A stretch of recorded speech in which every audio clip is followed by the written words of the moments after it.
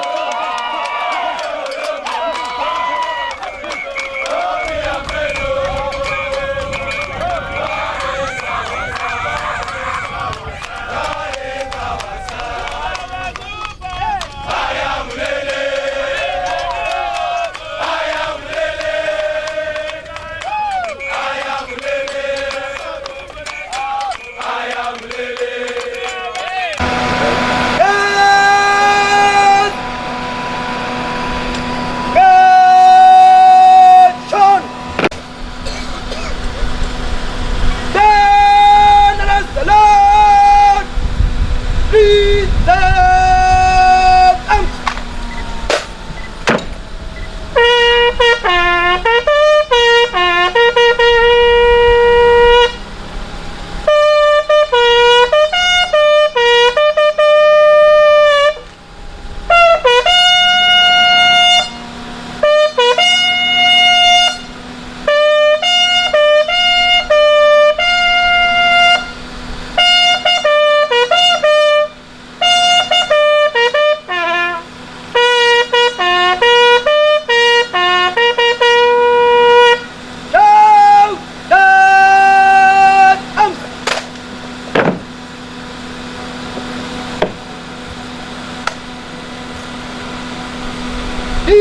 2020 /79 /258 Crew Sergeant Ibrahim Mohammed, God provided by Bravo and Indian Training Company.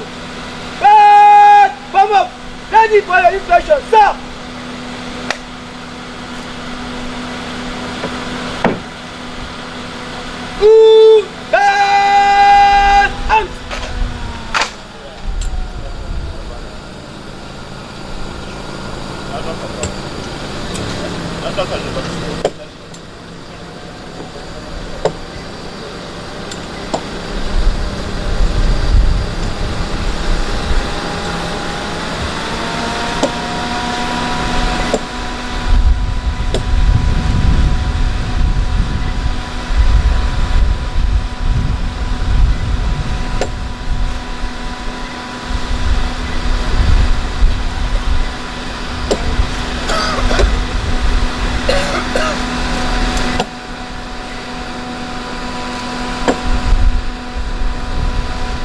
Masu magana kan ce soja marmari daga nesa, nan kuma jami'an sojin ne ke miƙa gaisuwarsu ga kwamandan barikin horaswa na depo Nigeria Army, Manjo Janar Sani Muhammad, a lokacin da ya zo duba su kafin su tafi atisayen. Bayan ya kammala duba su ne suka nemi izini ya kuma ba su izinin tafiya, duba da irin goyon bayan da jami'an sojan ƙasar nan ke ci gaba da samu daga shugaban rundunar Laftanar Janar Yusuf Tukur Buratai na kayan aiki da kuma sabbin dabarun yaƙi.